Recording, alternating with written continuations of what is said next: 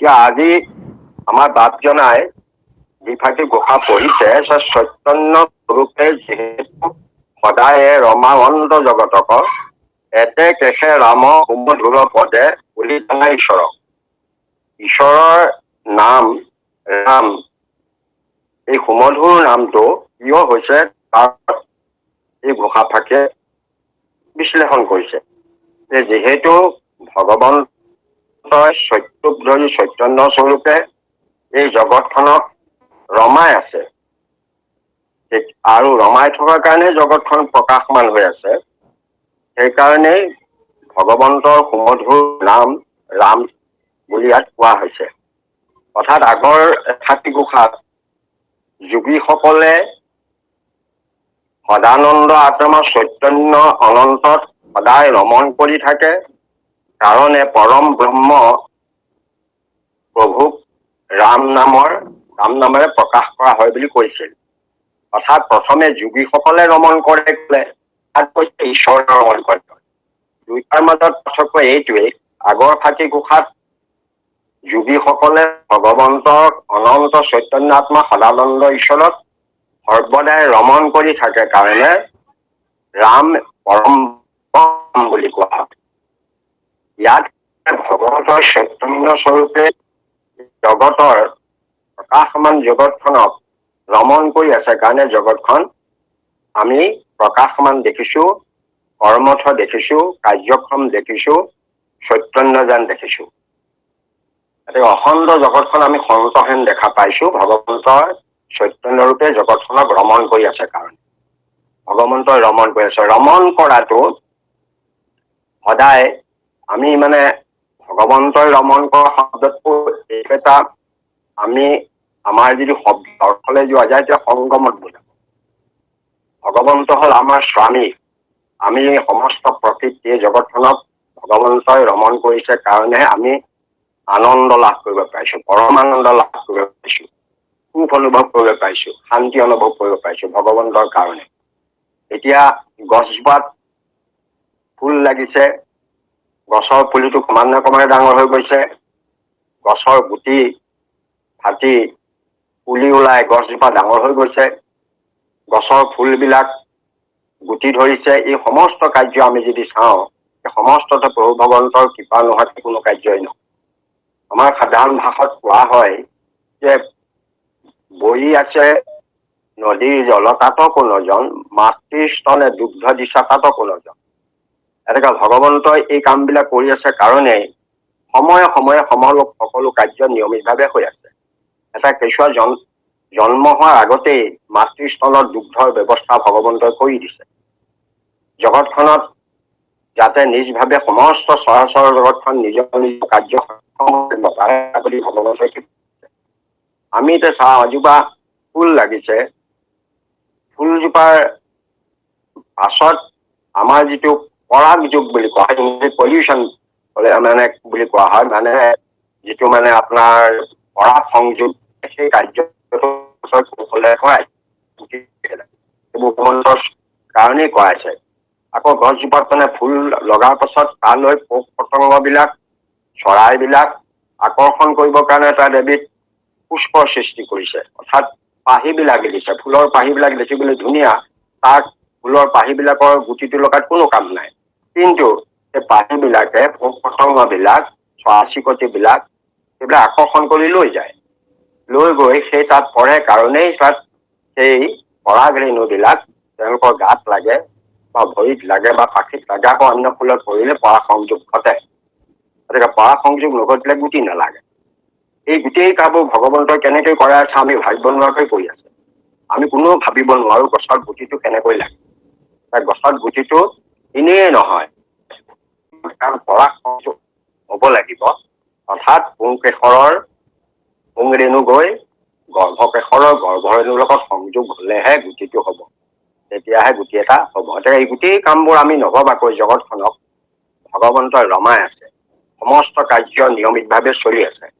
গতিকে সেইকাৰণে ভগৱন্তৰ নাম ৰাম। আমি প্ৰথমে চাওঁ ভগৱন্ত পৰম ব্ৰহ্মক ৰাম নাম যায়। আছিল ব্ৰহ্মৰূপে আছিল, তেওঁ পৰম ব্ৰহ্ম বুলিছিল। পৰম ব্ৰহ্মক কোৱা হৈছে। তাৰপৰা এই পৰম ব্ৰহ্মই প্ৰথম পৰম পুৰুষ হ'ল, পৰম ঈশ্বৰ বা পৰম পুৰুষ হ'ল তেওঁ নাৰায়ণ নামেৰে জনা গ'ল। তাৰ পাছতে যেতিয়া তেওঁ পুৰুষোত্তম হ'ল, তেতিয়া তেওঁক বিষ্ণুৰূপে জনা গ'ল। তাৰ পৰা যেতিয়া তেওঁ আনন্দ তেতিয়া তেওঁ আনন্দ জনা গ'ল কৃষ্ণ। গতিকে এইদৰে ভগৱন্তৰ জগতখনত বিভিন্ন কাৰ্যৰে গোটেই জগতখন চৈতন্যময় কৰি আছে। সেইকাৰণে ৰাম নামটোত আগৰ ফাঁকি ঘোষাটো গুৰুত্ব দিছে, ইয়াতো গুৰুত্ব দিছে। ইয়াৰ তত্ত্বৰ কথা এইটোৱেই, যোগীসকলে ছয় চক্ৰক অৱলম্বন কৰি তেওঁলোকে ভগৱন্তৰ স্থূলৰূপ হৃদয়ত ধাৰণ কৰি তেওঁলোকৰ সুষমনাৰ মাজত তাক মানে ধ্যানত ৰত হৈ ধাৰণা কৰি তাতে সমাধি ধৰি থাকে। ভক্তসকলে কিন্তু ছয় চক্ৰত সেই তেনেকুৱা তেওঁ ৰূপ ধ্যান নকৰিব পাৰে, তেওঁলোকে নামৰ ওপৰতে সমস্ত গুৰুত্ব দিয়ে। কাৰণ আমাৰ গুৰুজনাই কৈছে যে ভকতি কৰন্তে জনা আপুনি উপদেশ জ্ঞান যোগ চিন্তি মৰৈ মিছা কাজে। ভকতসকলেও কিন্তু সেই ছয় চক্ৰত তেওঁলোকে অৱলম্বন কৰে, কিন্তু তাৰ ৰূপত ধ্যান নকৰে, নামৰহে ধ্যান কৰে। কেনেকৈ নাম ধ্যান কৰে? প্ৰতিটো চক্ৰত নামৰ ধ্বনি কথা আছে। তাত কোৱা হৈছে যে পদ্মপত্ৰ, খুব সূক্ষ্ম পদ্মপত্ৰ আছে, সেই পদ্মপত্ৰবিলাক কম্পনৰ ফলত শব্দৰ ধ্বনি হয়, ধ্বনিৰ সংযোগ ঘটি শব্দ হয়, সেই শব্দবিলাক আহি আহি মিলি একোটা একোটা পদ হয়। ঠিক তেনেকৈ আমাৰ সেইকাৰণে সেইখনত হিয়া বুলি কোৱা হৈছে। যৌগিক ভাষাত যাৰ ছয় চক্ৰ বুলি কোৱা হৈছে, আমাৰ কিন্তু ভকতীয়া ভাৱত সেইখনক হিয়া বুলি কোৱা হৈছে। সেইকাৰণে মহাপুৰুষ মাধৱদেৱে হিয়াৰ মাজে নামৰ ভাণ্ডাৰ মুখে বাজয় বুলিছে, সেইখনে আমাক হৃদয় বা হিয়া বুলিছে। আৰু তাৰ নামৰ হেনো ভাণ্ডাৰ আছে। কেনেকৈ ভাণ্ডাৰ আছে?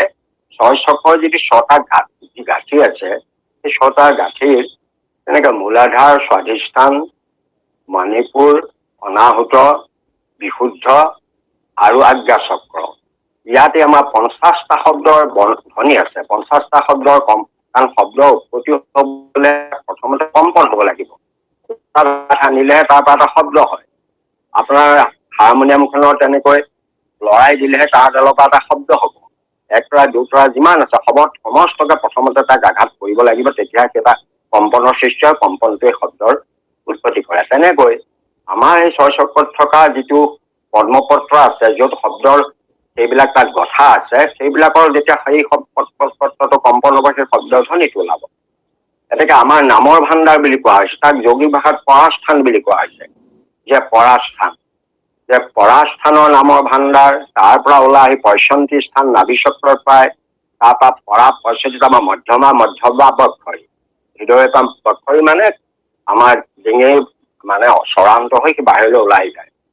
সেইদৰে ইয়াতো ইয়াৰ মাজে নামৰ ভাণ্ডাৰ মুখে বাজ হয়, ৰাম নামৰ মাৰণা মাৰি পাপৰ কথা কয়। আকৌ ৰাম নামৰ কথাটোহে কৈছে, ইয়াৰ ভাণ্ডাৰ ওলাই ৰাম নামটো গুৰুত্ব দিছে। ইয়াৰ কথা হ'ল কি, এই ৰাম শব্দটো যে আপুনি চাই দেখিব, আমাৰ মূলাধাৰত 4টা বৰ্ণ ধ্বনি, 4টা পদ্মপত্ৰ আছে মূলাধাৰ। তাৰ পাছত স্বাধিষ্ঠানৰ 6টা ধ্বনি উৎপত্তি হয়। তাৰ পাছত আপোনাৰ মণিপুৰত 10টা বৰ্ণ ধ্বনি হয়, অনাহুতত 12টা বৰ্ণ ধ্বনি হয়, বিশুদ্ধত আপোনাৰ 16টা স্বৰবৰ্ণ ধ্বনি উৎপন্ন হয়, আৰু আজ্ঞা চক্ৰত 2টা বৰ্ণ হয় কিয় হয়। তাকে এই যে স্বৰবৰ্ণ 16টা মানে ব্যঞ্জন বৰ্ণ 16টা স্বৰবৰ্ণলৈ 50টা বৰ্ণৰ ধ্বনি আমাৰ সেই ওলাই আহে। তাৰপিছত আমি ৰাম নামটোত গুৰুত্ব কেলেই দিলে, যে ৰাম নামৰ ৰ শব্দটো উৎপত্তি হৈছে স্বাধিষ্ঠান চক্ৰৰ পৰা, আহি পেলাই আহাৰ যুগ হ'বলৈ একদম বিশুদ্ধ পদ্ম পালেহি, ৰা হ'ল, আকৌ মৰ কাৰণে আকৌ স্বাধিষ্ঠান চৰলৈ ঘূৰি গ'ল। এটা সম্পূৰ্ণ চক্ৰ সি অৱলম্বন কৰিবলগীয়া হয়। গতিকে শৰীৰটোক আন্দোলিত কৰিব পাৰে। গতিকে ৰা আমাৰ যে মাধৱদেৱে লিখিছে, ৰা শব্দ উচ্চাৰণ যে ৰাম ৰাম ৰাম ৰাম পলাই পাপ বহি গৈছে। গতিকে যিটো ৰামৰ ধ্বনি, সেই ধ্বনিটো স্বাধিষ্ঠান চক্ৰৰ পৰা আহি বিশুদ্ধ পায়, আকৌ বিশুদ্ধৰ পৰা পুনৰ আকৌ স্বাধিষ্ঠানলৈ ঘূৰি যায়।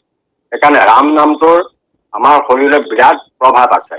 ৰামে আমাৰ শৰীৰটোক ৰমাই থাকিব পাৰে, আৰু ৰাম নামটো অতি সুমধুৰ, অতি সুকোমল, শ্ৰদ্ধাই হেলাই লৈ মানুহ কৰিব পাৰে। তেনেকে সেইকাৰণে ৰাম নামটো ইয়াত গুৰুত্ব বেছি দিছে। ৰামে থাকে ভগৱন্ত ৰাম নামৰ সোমাই আছে। আমি জগতখন আমি কাৰ্যক্ষম হৈ আছো। নৈ বৈ আছে, গছত ফুল ফুলিছে, বন বেলি তৰাবিলাক নিৰ্দিষ্ট স্থানেৰে গতি কৰি গৈ আছে। ক'তো কোনো ধৰণৰ বিসংগতি হোৱা নাই। আমাৰ যেনেকৈ ট্ৰেফিক জাম হৈ যায় ৰাস্তা দি গ'লে গাড়ীত, ইমানবোৰ অনন্ত কোটি গ্ৰহ নক্ষত্ৰ আছে, ক'তো তেওঁলোকৰ ট্ৰেফিক জাম নাই, কোনো গণ্ডগোল নাই, নিৰন্তৰভাৱে চলি আছে, ৰমণ কৰি আছে নিজৰ নিজৰ হিচাপ, ক'তো খেলি মেলি লগা নাই। গতিকে ভগৱন্তৰ এই জগতখন সুন্দৰভাৱে চৈতন্য স্বৰূপে ৰমাই আছে কাৰণে ভগৱন্তৰ নাম ৰাম বুলি কোৱা হৈছে, মধুৰ ৰাম নাম বুলি কোৱা হৈছে। যোগীসকলে আত্মাৰ ৰমণ কৰি থাকে কাৰণে ভগৱন্তৰ নাম ৰাম, আৰু ভগৱন্তৰ জগতখনত ৰমণ কৰি আছে কাৰণে ভগৱন্তৰ নাম ৰাম। এই ৰাম নামটোৰ আধ্যাত্মিক তত্ত্ব ইয়াত ব্যাখ্যা কৰিছে। কৃষ্ণ আমি সেৱা ধৰিলো, পিছৰ ঘোষা থাকিলে যাওঁ। কৃষ্ণ কৃষ্ণ। এয়া আমাৰ আচলতে এইটো নামান্বয় ঘোষা নহয়, এটা নামান্বয় শেষ হৈছে। ইয়াৰ পাছত আমাৰ শৰণ মানে শিতানলৈ যাব, শৰণ পটললৈ যাব। সেইকাৰণে তাৰ আগতে এইটো সংযোগ স্থাপন কৰিবৰ কাৰণে ঘোষা ফাঁকি দিছে। সেই ঘোষা ফাঁকি মানে তাৰ পিছৰ পৰ্যায়ৰ ঘোষাৰ লগত হাত ধৰিছে। গতিকে শৰণ যে নহলে মানে আমাৰ যিটো মায়াৰ পাশৰ পৰা আমি মুক্তি হ'ব নোৱাৰো, সেই সম্পৰ্কে ইয়াত আমাক ইংগিত দিছে। ইয়াত কৈছে যে হৰি পদ সেৱা নকৰে নিমিত্তে মায়ায়ে বান্ধি ফুৰাৱে, তাৱত মায়াক নতৰে হৰিত শৰণ নলৱে যাৱে। হৰি পদ সেৱা যেতিয়ালৈকে নকৰে তেতিয়ালৈকে আমাক মায়াই বান্ধি থাকে, আৰু সেই মায়াৰ পৰা আমি তেতিয়ালৈকে উদ্ধাৰ নাপাম যেতিয়ালৈকে আমি হৰিত শৰণ নলওঁ। এনেকে ভক্তিৰ লগত শৰণৰ জড়িত হৈ আছে, যে ভক্তি নহলে মায়াৰ পৰা উদ্ধাৰ পাব নোৱাৰে। মায়াৰ পৰা উদ্ধাৰ পাবৰ কাৰণে বহু ব্যৱস্থা শাস্ত্ৰসমূহে দিছে। জ্ঞান যোগৰ কথা কৈছে, নানা ধৰণৰ ব্যৱস্থাৰ কথা কৈছে। সেই সমস্ত দিশৰ ভিতৰত শাস্ত্ৰই এটা কথাই কৈছে যে মায়াৰ পৰা উদ্ধাৰ পোৱা একমাত্ৰ উপায় হৈছে ভক্তি। ভক্তি অবিহনে মায়াৰ পৰা কেতিয়াও পৰিত্ৰাণ নাপায়। আৰু ভগৱন্তৰে মায়া, ভগৱন্তই মায়া সৃষ্টি কৰিছে। গতিকে আমি সেইকাৰণে প্ৰাৰ্থনাত কৈছো, তোমাৰ মায়াই মনমোহি আছে হৰি, অজ্ঞান আন্ধাৰে পৰিয়া পাৰ নাপাও ৰাম ৰাম। গতিকে ভগৱন্তৰে মায়া, সেই ভগৱন্তৰ মায়াক পৰা উদ্ধাৰ পোৱাটো ইমান সহজ নহয়, ইমান সহজ কথা নহয়। মায়াৰ পৰা উদ্ধাৰ পাবলৈ হলে আকৌ ভগৱন্তৰে কৃপা লাগিব। ভগৱন্তৰ কৃপা হলে ভগৱন্তই কেতিয়াও মায়াৰ বিপক্ষেও যাব নোৱাৰে, কাৰণ মায়া তেওঁৰে সৃষ্টি। সেইকাৰণে ভগৱন্তই এটা উপায় দিছে মায়া তৰণৰ, যে হৰি ভক্তি কৰিব লাগিব। হৰি পদ সেৱা যেতিয়ালৈকে নকৰে তেতিয়া মায়া বুলিব। তুমি যদি হৰি ভক্তি কৰা তেতিয়াহলে মায়া বান্ধ খোল খাব। হৰি ভক্তি নকৰিলে নহব, এটা ভক্তি কৰিবই লাগিব। ভক্তি কৰিবলৈ হলে ভক্তিৰ তিনিটা আহিলা। ভক্তি ভজধাতুৰ পৰা হৈছে, ভজধাতু মানে সেৱা ধৰা। আপুনি সেৱা কৰিবলৈ তিনিটা বস্তু লাগিল। এটা হৈছে সেব্য, কাক আমি সেৱা কৰিম। এটা হ'ল সেৱা কাৰ্য, আৰু এজন সেৱক। যিজনে সেৱা কৰিব তেওঁ সেৱক, যেনেধৰণে সেৱা কৰিব সেইটো সেৱা কাৰ্য, আৰু কাক কৰিব সেব্য। তিনিজনৰ মাজতে ভক্তিটো চলে। গতিকে আমাৰ সেব্য ভগৱন্ত কৃষ্ণ, আৰু আমি যিবিলাক আমি সকলোৱে একোজন সেৱক। এতিয়া সেৱা কাৰ্যটো কৰিব কেনেকৈ তাৰ ব্যৱস্থাটো দিছে, যে ইয়াত তিনিটা ব্যৱস্থা আছে। এক নম্বৰতে শৰণ, সাধু সংগ্ৰহণ, আৰু ভগৱন্তৰ গুণনাম লীলাজক চৰিত্ৰ শ্ৰৱণ কীৰ্তন। এই তিনিওটা সাধনাৰে সেৱা কাৰ্য সম্পূৰ্ণ হয়। তিনিওটাৰ ভিতৰত শৰণটোৰ প্ৰাৰম্ভিক। শৰণ নোহোৱাকৈ ভকতি কৰিব নোৱাৰে। কোনোবাই যি ভাবে যে মই শৰণ নলওঁ, ঈশ্বৰক ভজি যাম, ভকতি কৰিম, তেতিয়াহলে কেতিয়াও নোৱাৰে। কাৰণ গুৰুজনে কৈছে যে একান্ত শৰণে যিটো নভজিলে হৰি, দুৰ্ঘৰে যান্তনা ভঞ্জি বেক মৰি। একান্ত শৰণেহে ভজিব পাৰিব। আপুনি এনেও কোনোবাই ইচ্ছা কৰে যে মই শৰণ নলওঁ, শৰণ নোলোৱাকে ঈশ্বৰ ভক্তি কৰিম, ঈশ্বৰৰ নাম লম, কিন্তু তেওঁ তেতিয়া গতি পাব নোৱাৰে, কাৰণ তাত বিসংগতি আছে। সেইকাৰণে শংকৰদেৱেও ইয়াত ঘোষণা কৰিছে যে ভকত চিৰ বীজ শৰণ এসে নিজ, প্ৰেমানন্দ আৰু ফল শৰণ বিনাই নাই নাই জানা এৱাগতে। মানে শৰণ নোহোৱাকৈ ভকতি নহয়। সেইকাৰণে প্ৰথমতে কৈছে যে হৰিপদ সেৱা কৰা মানে ভক্তি কৰা। গতিকে ভকতি কৰিবলৈ হলে শৰণ লবই লাগিব। শৰণ নোহোৱালৈকে হৰি ভক্তি কৰিব নোৱাৰে। আপোনালোকে জানে ব্যাসক যেতিয়া নাৰদে কলেহি, নাৰদে যেতিয়া কলে যে তোমাৰ যি মানসিক বিভ্ৰান্তি হৈছে, যে মানসিক অসুখত ভুগিছা, তুমি যে তাৰ কাৰণটো তেওঁ বুজাল যে তুমি এইবোৰ হৰি ভক্তিৰ বাহিৰে অন্যান্য শাস্ত্ৰ প্ৰৱৰ্তন কৰিলা, যাগ যজ্ঞ কৰিলা, জীৱ জন্তু বধ কৰাৰ প্ৰণালীবোৰ শিকালা। গতিকে এইবোৰ কৰাৰ কাৰণে তোমাৰ মানসিক বিভ্ৰান্তি হৈছে। তাৰ পৰা তুমি পৰিত্ৰাণ পাবলৈ হলে এটাই কাম কৰা যে তুমি ভাগৱত শাস্ত্ৰ ৰচনা কৰা।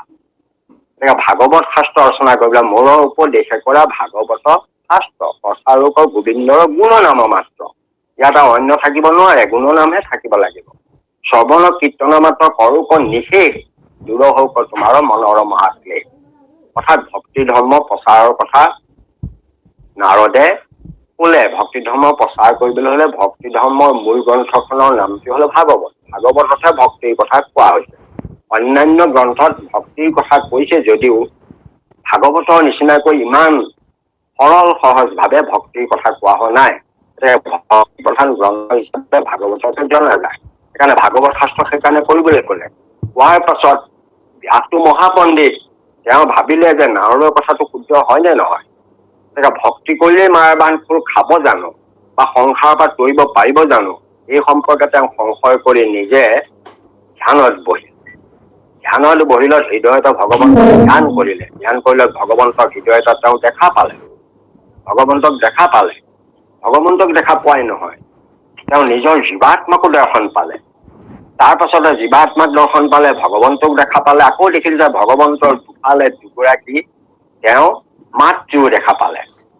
এগৰাকী যি সোঁফালে আছে ভক্তি মাতৃ আৰু বাওঁফালে আছে মায়া মাতৃ। দুয়োগৰাকী মাতৃ, দুয়োগৰাকী নাৰী, দুয়োগৰাকী মাতৃ। আমাৰ মায়া মাতৃয়ে সংসাৰত ভোগ বিলাস আদি কৰি মানুহক মজাই ৰাখে, ভোগ বিলাসৰ ফালে মানুহক লৈ যায়। ভক্তি মাতৃয়ে ভক্তিৰ দিশত লৈ গৈ তাৰ পৰা শান্তি, পৰম সুখ, পৰম শান্তি, পৰমানন্দ পথলৈ। দুয়োগৰাকীৰ দুটা কাম এতেকে, কিন্তু দুয়োগৰাকী ভগৱন্তৰে বা সৃষ্টি হৈছে।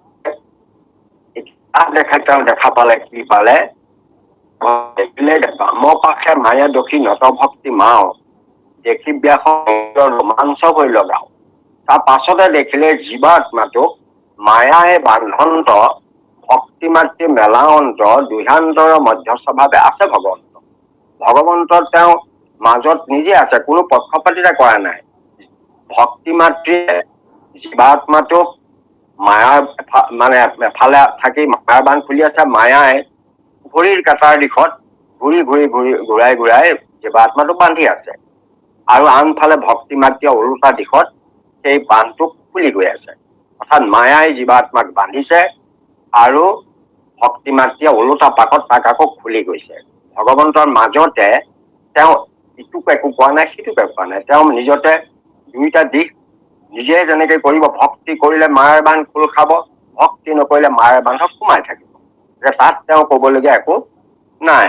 তেতিয়া তেওঁ যেতিয়া দেখিলে যে হৃদয়ত ভগৱন্তক ধ্যান কৰি তেওঁৰ স্বৰূপ প্ৰকাশ কৰিলেও প্ৰকৃততে মানুহ তৰিব নোৱাৰে ভকতি নকৰি। মায়াই বান্ধন্ত, ভক্তি মাতৃ মেলাৱন্ত, দুহান্তৰ মধ্যস্থ আছে ভগৱন্ত।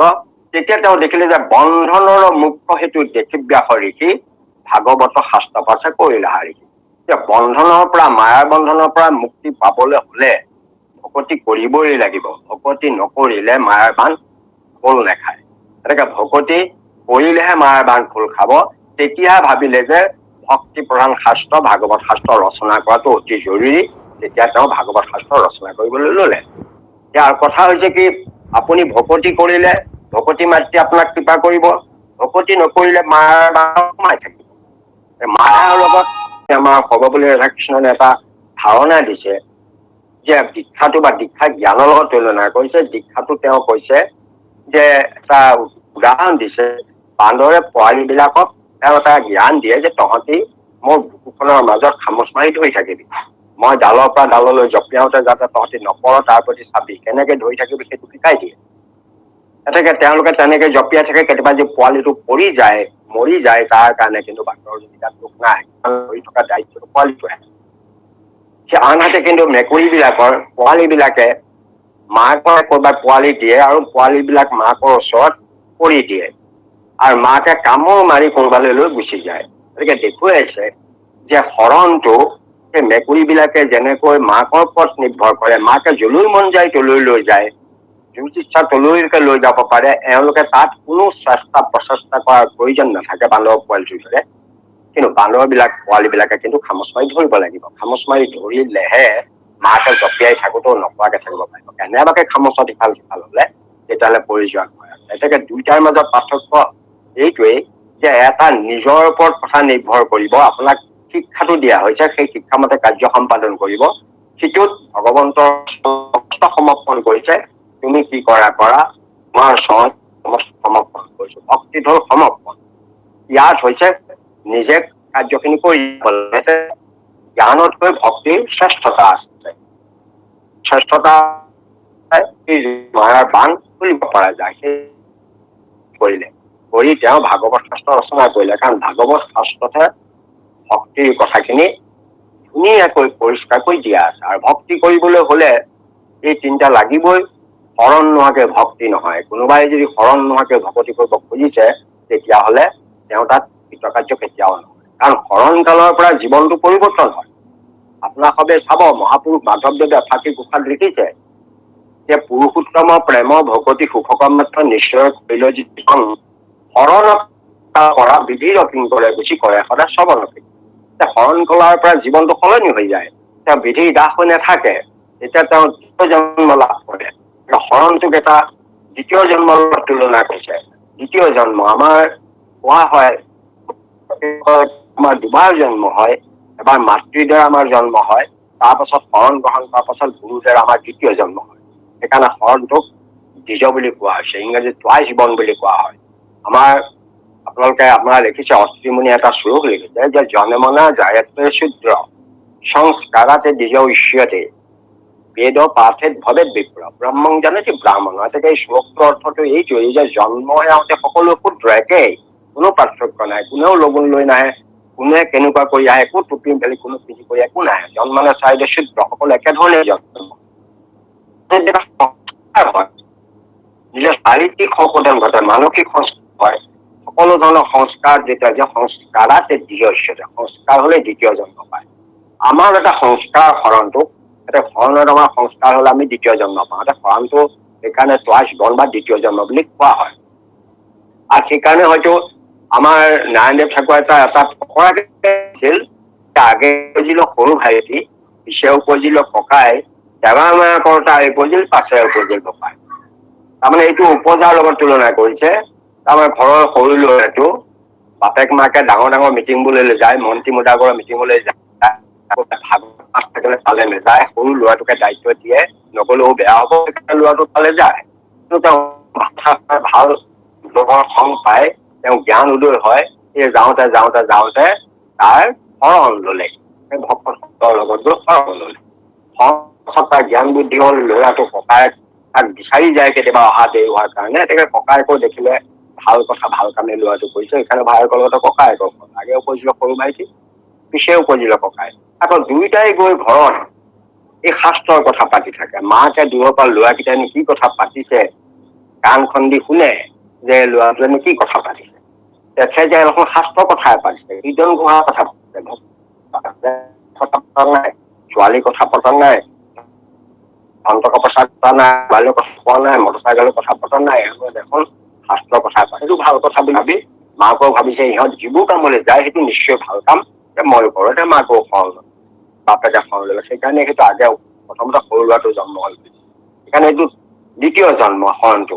এই শৰণ নোহোৱাকৈ কেতিয়াও ভকতি নহয়।